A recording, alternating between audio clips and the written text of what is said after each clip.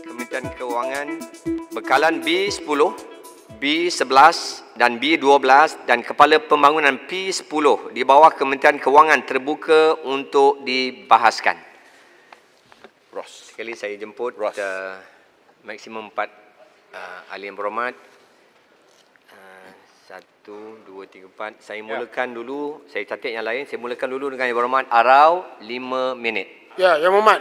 Pertama saya ingin menyatakan bahawa ini bawah jawatan kuasa. Kita tanya soalan pendek-pendek, jawablah. Ya. Jangan tak jawab. Speaker pun jangan lepas macam tu. Dia kena jawab soalan saya. Kau tak boleh jawab kata jawab tulis. Rakyat nak tahu, rakyat Cini bagi tahu ke saya, apakah tempoh masa tu nak dibuat di Slim pula. Itu soalannya, jawab tulis. Jangan Yang Berhormat lepas macam tu. Ini jawatan kuasa, bukan dasar. Kena jawab apa yang kita tanya. Saya telah tanya ini Menteri saya tidak dah bagi marah laluan. awal sangat, Saya buat keputusan untuk baik, jawab terima kasih. tulis, jawab tulis. Jawab tulis cukup. Bukan, saya tahu setengahnya menteri tak mungkin boleh jawab sebab ini benda-benda baru yang kami timbulkan. Kami buat research. Baik, terima kasih Arau, sila. Okey, ini pasal pembenaran, pembenaran Yang Hormat. Pasal pembenaran, saya nak tanya tentang equity ni sebab dia tengok equity ni semasa 2019 ada disebut bahawa jaminan sukuk yang diberi kepada tabung haji. Di mana dimasuk di sini? Apakah kerajaan tidak membuat jaminan kepada sukuk yang diberi kepada tabung haji? Kalau sekiranya tidak ada jaminan daripada kerajaan dan kerajaan tidak membayar apa-apa ataupun hanya bayar baru 100 juta daripada jaminan yang begitu besar yang telah dibuat. Jadi apakah hak pihak syarikat Menteri Kewangan mengambil harta tabung haji? Saya dengar cerita harta tabung haji yang diambil ialah lebih daripada 104 syarikat. Lebih kurang begitu. Dan separuh daripada syarikat itu telah pun dijual. Macam mana you nak jual syarikat ini dan sebagainya yang telah disenaraikan di Bursa Saham, yang saya tak mahu sebut sebab nanti mempengaruhi Bursa Saham. Saya tak mahu mempengaruhi Bursa Saham yang ke arah negatif, tapi ke arah positif saya akan sebut. Sebab itu tujuan kita nak aktifkan Bursa Saham yang sekarang ni sudah pun berada di keadaan yang cukup terangsang, melonjak-lonjak, cukup baik. Tetapi sebahagian besar daripada harta tabung haji yang dijual dengan harga yang cukup murah. Harganya sampai 2 sen pun ada. Dan sekarang ni dalam pasaran dah naik sampai 12 sen, 13 sen. Jadi saya nak tanya, kenapa kerajaan syarikat Menteri Kewangan menjual harta-harta tabung haji dalam keadaan dia pun belum bayar lagi kepada tabung haji dan sukuk yang telah dijanjikan itu tidak diberi jaminan oleh kerajaan. Ini saya nak tanya benda ni, apakah tidak dimasukkan di bawah perbelanjaan 2019? Dan tadi saya nak menegur juga pihak pembangkang tadi, bila ditanya, speaker tanya dengan baik, speaker tanya. Ahli-ahli yang bersetuju, kata setuju, kami yang tempik bersetuju. Dia orang tak cakap apa pun. Padahal yang belanja, yang berhormat semua. Nak cakap anda apa dah? Tak mahu. Yang belanja, yang berhormat semua. Yang kami tak tumpah belanja. Kami tengok ya. Peruntukan ahli parlimen pun tak dibagi pada kami. Hanya bagi 1,000. Jadi, Yang Berhormat, tiba-tiba hari ini, yang berhormat belanja, koklah nak jawab setuju. Jawab setuju. Kalau tidak macam mana kamu dah makan, kamu tak bayar. Mana boleh macam tu? Minta maaf guna perkataan kamu sebab itu maksudnya ialah Yang Berhormat. Jadi, saya nak dengar sepatah suara ni. Suara bukan menteri beliau, nak dengar. Suara bukan Menteri Besar Kedah. Tak dengar kata, ya sekali setuju. Nak dengar kawan-kawan saya. Kata setuju. Jangan macam tu, tak baik. Tak manis rekod parlimen tu akan disebut yang setuju hanya di pihak Perikatan Nasional, tapi pok-pok belah sana dah pakai duit buat diam bayar. Mana boleh? Itu tak adil. Makan lepas tu tak bayar, sembunyi pula ya. Jadi saya minta supaya kerajaan memperjelaskan di manakah perginya jaminan sukuk kepada tabung haji. Dan saya nak tahu apakah syarikat-syarikat yang telah diambil itu telah betul ataupun tidak telah dijual. Kalau dijual, ada hukum dari segi Islam. Ambil duit orang, ambil harta orang, tak bayar, lepas tu pergi jual. Apa hukum? Ini bayar. sebab dia melibatkan pendeposit 9.3 juta pendeposit. Nak tanya, sebab kalau tak pindah syarikat ke syarikat Menteri Kewangan, tidak ada masalah. Tabung haji sendiri boleh urus dan jual sekarang. Dia akan untung berbilion ringgit. Kenapa mesti menyebuk ambil harta orang, lepas tu tak bayar, lepas tu jual pula. Yang setengah bayar cuma 100 juta daripada jamiah yang kononnya yang akan dibayar berpuluh bilion ringgit. Terima kasih. Jadi saya terpaksa menyokong sebab kami dalam kerajaan sekarang. Baik. Terima kasih. Terima kasih Yang Berhormat Arau. Sekarang saya jemput di sebelah sini Yang Berhormat Bruas, kemudian diikuti Yang Berhormat Pontian. Terima kasih Dato' Seri Timbalan Yang Di-Pertua. Saya bangun untuk membahaskan perkara B10 perbendaraan. Kita tahu bahawa pihak kerajaan telah mengumumkan bahawa kerajaan telah mendapat pinjaman 45 bilion untuk membiayai perbelanjaan kerajaan kerana penyakit coronavirus COVID-19 untuk tahun 2020. Akta yang dicadangkan hanya memberi kuasa untuk kerajaan menaikkan jumlah pinjaman ataupun peratusan pinjaman. Yang saya ingin tahu daripada pihak kerajaan ialah adakah pinjaman ini akan dibayar oleh rakyat melalui cukai mereka yang akan disalurkan melalui kumpulan wang terkumpul, consolidated fund, ataupun kerajaan ada dana lain ataupun sumber lain, sos yang lain untuk membayar cukai ini. Untuk membayar perbelanjaan ini. Point of order. Dan Point of order. nanti saya 3.61. Kita bincang yang 2019, dia sebut 2020 kita akan bentang ini belum ni 2019. Dia mak rojok silap. betul ini perbelanjaan. Yang 45 bilion ialah yang tahun 2020, ini 2019. Ya, jadi kita bincang hak PH yang bersalah buat. Yang Bruas ini bukan 2020, ini 2019 yang lepas. okey, kalau boleh kalau tidak akan jawablah masa akta itu. Dan yang kita nak tahu kerana kerajaan pun sudah tahu apakah sumber cara membayar balik wang ini. Akhir sekali saya terima kasihlah kepada Arau kerana telah pun menyatakan bahawa perbelanjaan yang dicadangkan dan pun telah digunakan tahun 2019 telah mendapat sokongan seluruh pihak kerajaan yang sekarang. Ini menunjukkan bahawa perbelanjaan yang telah disyorkan dan dibelanjakan di bawah Kerajaan Pakatan Harapan memang dibuat secara baik dan dibelanjakan secara baik hinggakan keseluruhan pihak kerajaan Perikatan Nasional pun sokong. Terima kasih. Terima kasih Bruas. Dato' Seri Timbalan Yang Di-Pertua. Seterusnya saya ingin menyebut Yang Berhormat Pontian, kemudian diikuti Yang Berhormat Tebrau. Terima kasih Datuk Speaker. Maksud P10 butiran 2.1 pelbagai suntikan equity yang berjumlah 2.6 bilion ini, saya mohon penjelasan daripada perbendaraan, daripada Kementerian Keuangan.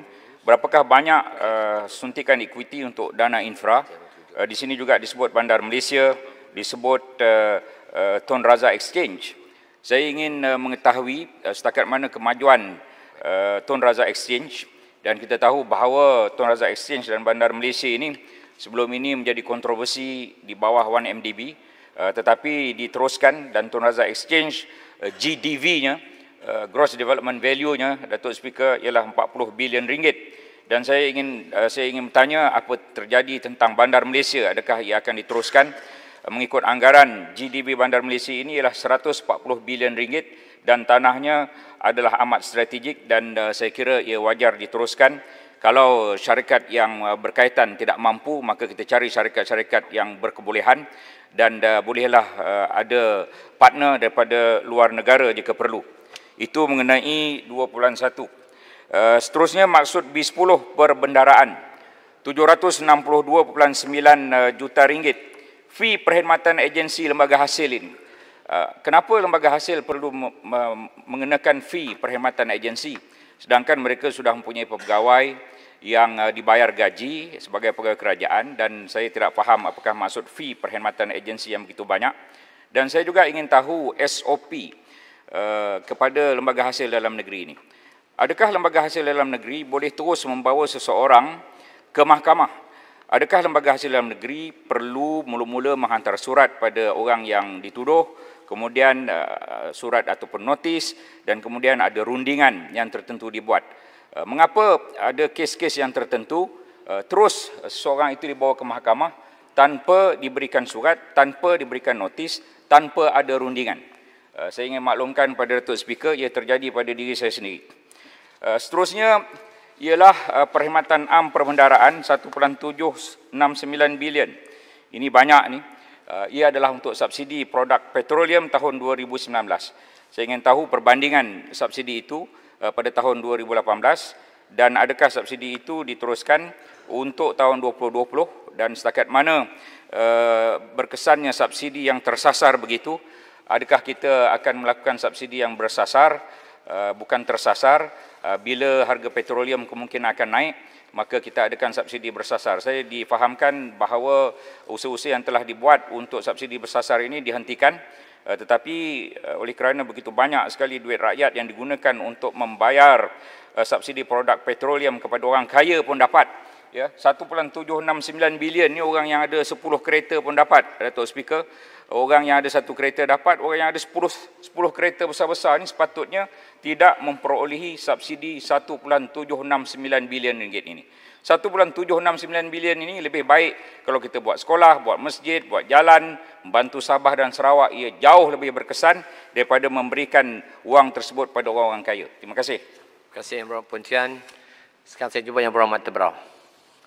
Terima kasih Datuk Yang Di-Pertua memberi peluang kepada saya untuk membahas. Ya. Perkara-perkara yang saya akan panggilkan adalah di bawah maksud B10 dan juga P10. Datuk Yang Di-Pertua, saya meneliti ada sebanyak berhampiran 763 juta sudah dibentukkan untuk menampung bayaran fee perkhidmatan agensi Lembaga Hasil Dalam Negeri Malaysia. Saya ingin bertanya apa Menteri untuk menjawabkan apa agensi itu dan apa perkhidmatan yang dilakukan oleh agensi yang tersebut.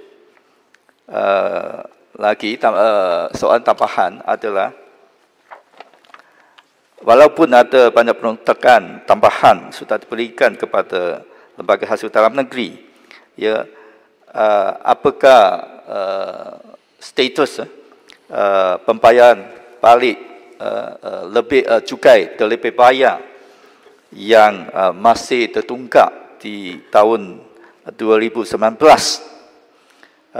Berapa banyaknya masih tertunggak dan bila amount itu akan dijelaskan, ya, supaya pembayar cukai tidak mengalami, ya,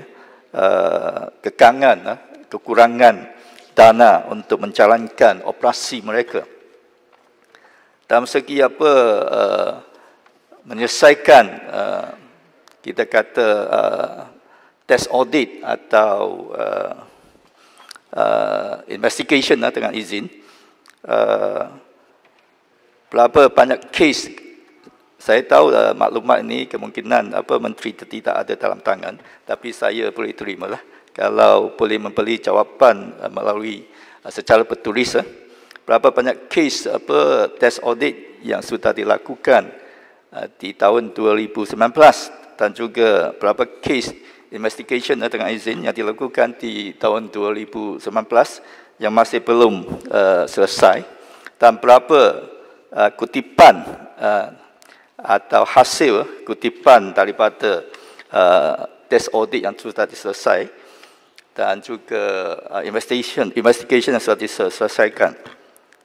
Sekarang saya ingin membangkitkan perkara di bawah maksud P10. Di sini pun ada peruntukan tambahan sebanyak 2.7 bilion, hampir 2.7 bilion untuk tujuan suntikan equity. Jadi soalan saya adalah berapa banyak pulangan yang dijangkakan akan didapat dari suntikan ekuiti ini, dan apakah kajian yang telah dilakukan sebelum membuat suntikan ekuiti ke dalam beberapa projek yang sudah disebutkan seperti tanah infra sentiasa Berhad, Bantar Malaysia, tanah fasilitasi, ya, dan sebagainya, ya. Apa kajian yang sudah dibuat, adakah ini adalah satu suntikan yang baik untuk rakyat Malaysia? Terima kasih. Terima kasih Yang Berhormat Tebrau. Saya jemput yang terakhir, Yang Berhormat Subang. 5 minit. Terima kasih Tuan Speaker. Saya juga menyambut poin-poin yang telah dibuat oleh Tebrau dan juga oleh Pontian tentang maksud B10. Saya lihat overall title dia ialah untuk strategi fiskal, ya. Dan kita lihat kod objek am itu adalah 20,000, iaitu perkhidmatan dan bekalan. Maknanya ini adalah satu bayaran terhadap services rendered, ya, dengan izin. Dan saya lihat anggaran asal adalah 1.9 bilion dan tambahan 763 juta. Kalau kita kira dengan dari segi percentage nisbah dia adalah tambahan 40%. Ini adalah tambahan yang besar sekali. Dan apabila kita melihat pula dalam kertas perintah 1 ni, 1A, di mana diberi maksud dia ataupun penjelasan dia, tambahan sebanyak 762,944,600 adalah dikendaki untuk menampung bayaran fee perkhidmatan agensi lembaga hasil dalam negeri, LHDN. Fee apa ni? Kalau ni dibuat oleh katakan agensi di dalam LHDN, maknanya sepatutnya ini ada bayaran emolument. Bayaran services rendered, maknanya menunjukkan bahawa ini untuk third party di luar kerajaan. Adakah apa yang saya timbulkan ini betul atau tidak? Saya minta Menteri untuk memberi penjelasan yang penuh. Kalau terdapat third party syarikat yang mendapat kontrak sebesar 1.9 bilion, ditambah lagi 763 juta, ini perlu diberitahu kepada semua kita di Dewan Yang Mulia ini. Baik, dan juga isu terakhir, ya, P10. Tambahan untuk equity ni, setahu saya semua syarikat yang kita buat ni, kita dah, Kerajaan Malaysia own 100%. Ini bukan tambahan equity baru. Ini ialah, pada pendapat saya, hutang-hutang yang tak boleh bayar di-convert menjadi equity.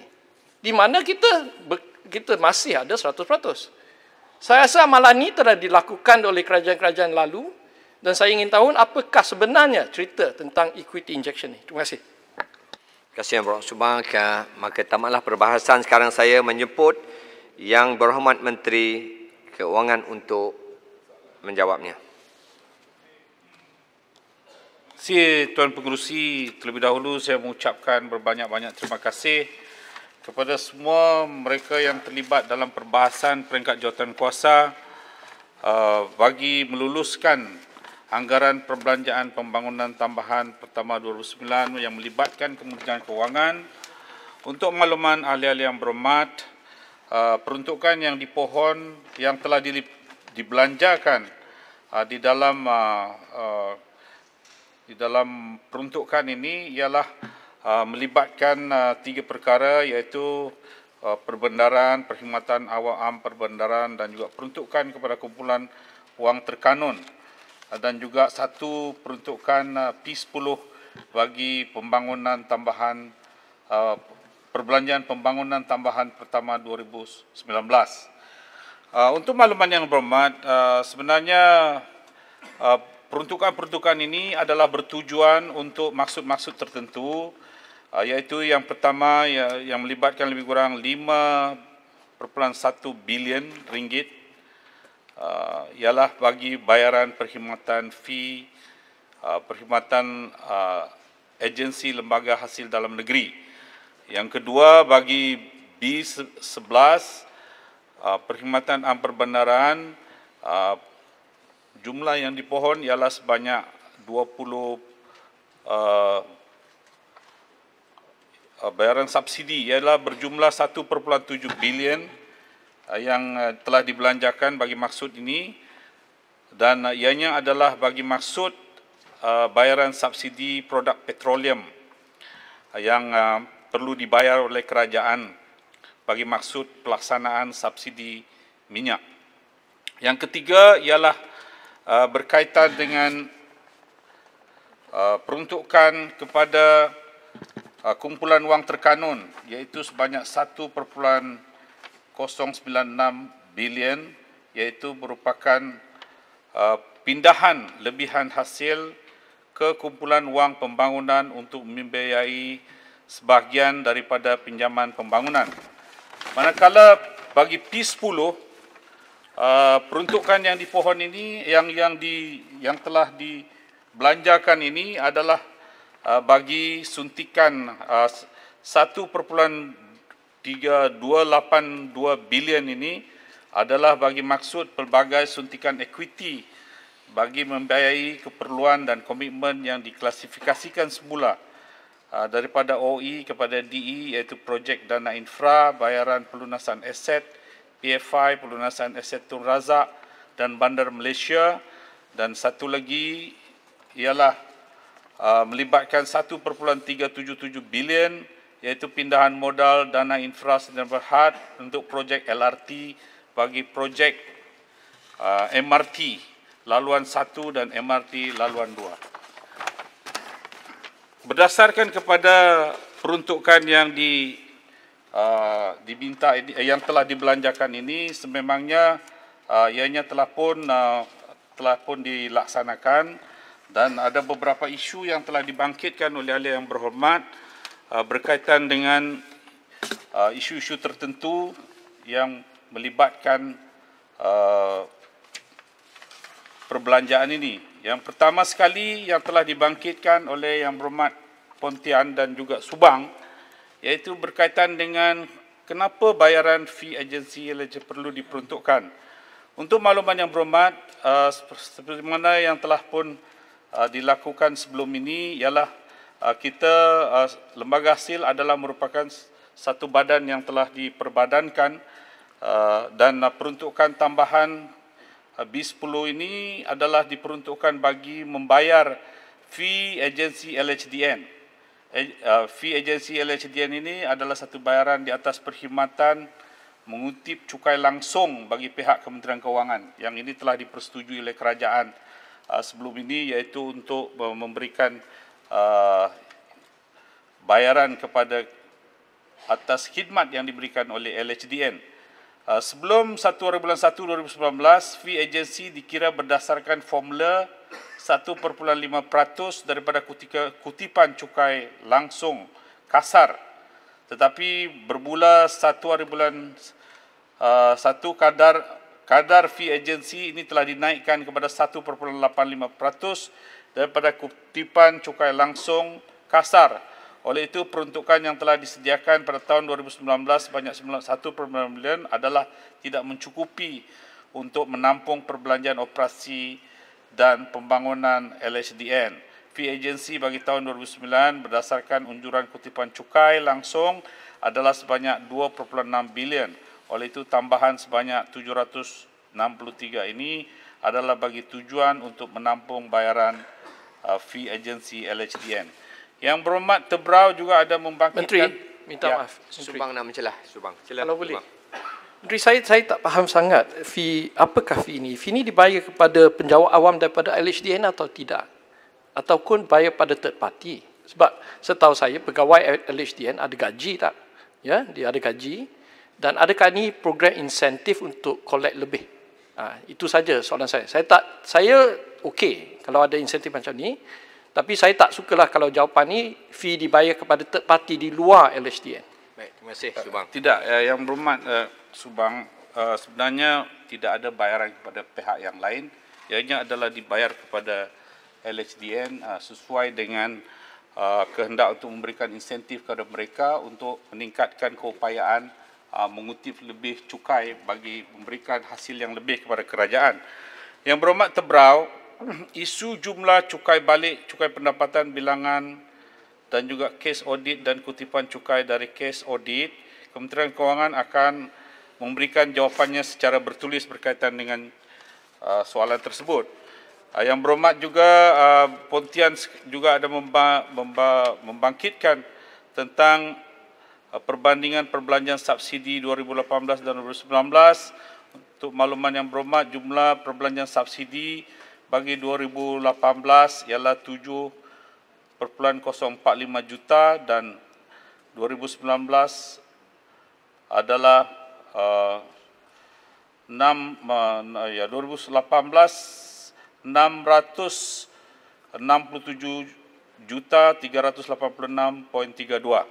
Hala 7 program subsidi secara fukal ini memandangkan program subsidi bersasar ini akan dihentikan. Asas perbelanjaan bagi Jemaah Menteri telah memutuskan untuk mengekalkan harga siling bagi petrol pada RM2 seliter dan pada 27 hari bulan Februari 2019 kerajaan menurunkan had harga siling kepada RM2.08.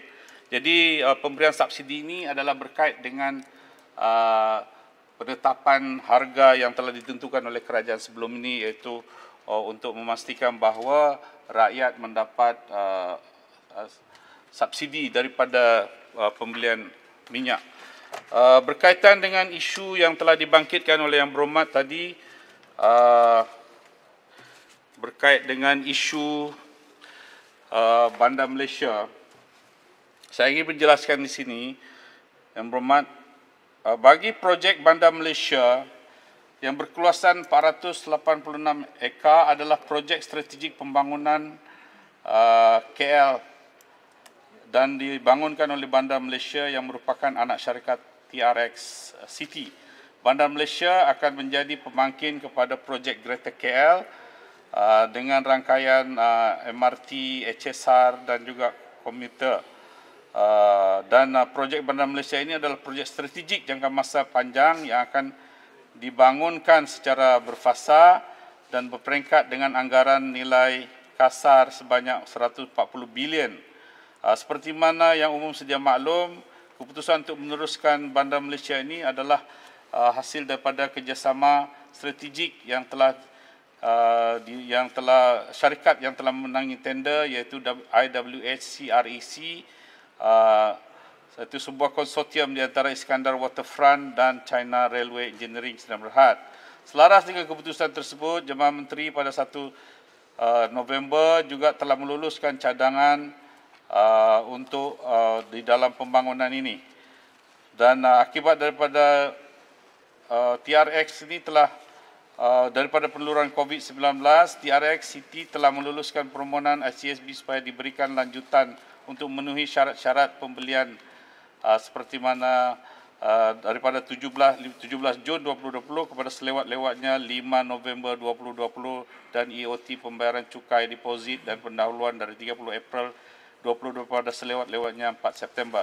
Setakat ini TRX telah menerima sebanyak 148 juta, iaitu 2% daripada hasil jualan.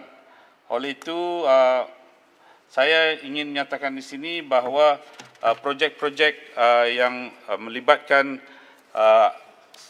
aset 1MDB yang telah pun diambil alih oleh MKD telah pun dilaksanakan, khususnya TRX yang telah pun dimiliki oleh Aroma Teraju Sdn Bhd semenjak daripada syarikat MKD, dan juga Bandar Malaysia yang telah pun meneruskan projeknya, dan juga projek Pulau Indah yang setakat ini masih lagi di dalam penilaian. Jadi saya pikir itu saja yang saya ingin jelaskan. Dan berkaitan dengan... Tuan Speaker. Saya ada soalan yang Tuan Speaker. Timbalan Menteri belum jawab. Tuan Speaker, saya pun ada soalan boleh, juga. Yang mana satu ni? Saya panggil Pontian dulu, salah. Ya, tadi saya sikit menyebut mengenai lembaga hasil dalam negeri, prosedur lembaga hasil dalam negeri untuk membawa seseorang ke mahkamah. Adakah lembaga hasil dalam negeri tanpa memberi surat, tanpa memberi notis, tanpa memberi borang J, tanpa ada sebarang rundingan, boleh terus membawa seseorang itu ke mahkamah? Apa sebenarnya prosedur kutipan hasil oleh lembaga hasil dalam negeri ini, supaya ia tidak berlaku pada diri saya yang terus dibawa ke mahkamah, tidak berlaku pada orang lain? Terima kasih. Sila, Timbalan Menteri. Berkaitan dengan soalan tersebut, saya akan memberikan Yang Berhormat jawapan bertulis, kerana perkara ini saya tidak ada maklumat lanjut berkaitan dengan prosedur.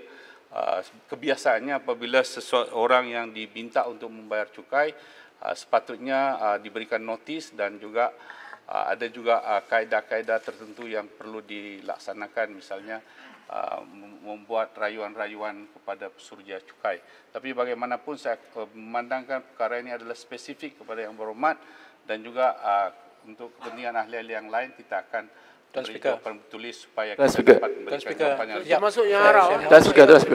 Ada menteri. Saya minta sikit sebab soalan tambah sikit. Saya nak menyokong soalan Arau tentang jaminan sukuk yang telah diputuskan di Kabinet pada tahun 2018 pada hujung Disember, di mana yang disebut 100 juta itu cash diberi di atas 4 saham yang tidak patuh syariah. Pada tahun 2019, Disember 2020, mereka akan membayar lagi 200 juta cash. Adapun keseluruhan perpindahan kepada UJSB adalah sebanyak 19.9 atau kita kata 20 bilion. Isunya ialah semasa perjanjian itu dibuat, kerajaan pada 2018 dalam perjanjian itu menyatakan sokongan, letter of support kepada perjanjian ini. Jadi saya rasa Arau bertanya itu sangat relevan supaya ia minta kerajaan hari ini adakah terus committed ataupun meneruskan apa yang telah dimeteraikan perjanjian itu pada tahun Disember 2018. Dan 100 juta itu ialah bayaran cash kepada saham yang tidak patuh syariah, ada 200 juta lagi Arau untuk dibayar pada Disember 2020. Dia punya soalan besar soalan ialah kenapa saham yang telah dipindahkan tu dijual? Belum bayar lagi. Itu yang saya nak tanya juga. Macam Arau juga. Dijual. Jadi Yang Berhormat masa tu Perdana Menteri tak wajar buat perpindahan demikian rupa. Dia tidak jual, dia hanya transfer kepada UJSB. Mungkin public listed company semuanya. Dan tapi saya nak tanya, telah dijual. Yang UJSB yang macam didakwa oleh Arau, adakah telah dijual? Itu soalan saya. Ataukah masih UJSB memegang lagi transfer aset yang kata 19.9 bilion itu. Saya mohon Menteri dapat bantu Arau untuk menyelesaikan kekusutan beliau. Dan juga saya. Terima kasih. Saya ingat kita buat RCI lah. Habis cerita. Terima kasih Yang Berhormat. Seperti mana Yang Berhormat sedia maklum bahawa keputusan yang telah dibuat oleh kerajaan yang lalu ialah seperti mana yang telah dilaksanakan sekarang, iaitu untuk memindahkan sebahagian daripada aset tabung haji kepada urus jemaah Sdn Bhd. Dan seperti mana yang kita sedia maklum bahawa daripada perpindahan itu kerajaan, khususnya kerajaan membayar, memberikan jaminan sukuk sebanyak 19.9 bilion, hampir 20 bilion. Terjawab sudah soalan. Aset-aset tersebut. Bagaimanapun, seperti mana saya disedia diberi maklum setakat ini yang saya telah dimaklumkan, saya tidak tahu kalau ada perkembangan selanjutnya bahawa aset-aset tersebut masih lagi di bawah UJSP dan belum kerana menjawab disposal. Tetapi kita juga mengambil maklum tentang kerisauan khususnya masyarakat pendeposit atau juga masyarakat Islam di Malaysia yang merupakan pemilik kepada tabung haji ini, dan disposal of assets ini adalah sesuatu yang agak sensitif bagi masyarakat khususnya pendeposit tabung haji, kerana ini akan memberikan satu gambaran yang kurang baik. Tetapi kita akan serahkan kepada kerajaan yang baru untuk melihat jika ada keperluan untuk memberikan halat tuju baru tentang perkara ini. Dan juga saya ingin nyatakan di sini sebenarnya tidak ada keperluan untuk saya menjawab. Sebenarnya sebab tidak ada dalam butiran yang telah dibincangkan dalam ini. Tapi demi untuk memberikan sedikit kepuasan kepada ahli yang berhormat, saya jawablah. Tapi sebenarnya tidak ada dalam butiran yang telah dibentangkan di sini. Timbalan Menteri, masa telah tamat. Boleh saya minta Menteri ingatkan Menteri untuk jawab secara tertulis isu-isu yang saya bangkitkan terima kasih Yang Berhormat tentang beberapa oleh kerana isu tidak ada putaran yang dibangkit itu kita akan jawab secara bertulis. Saya ada bertulis, terberau. Terima kasih.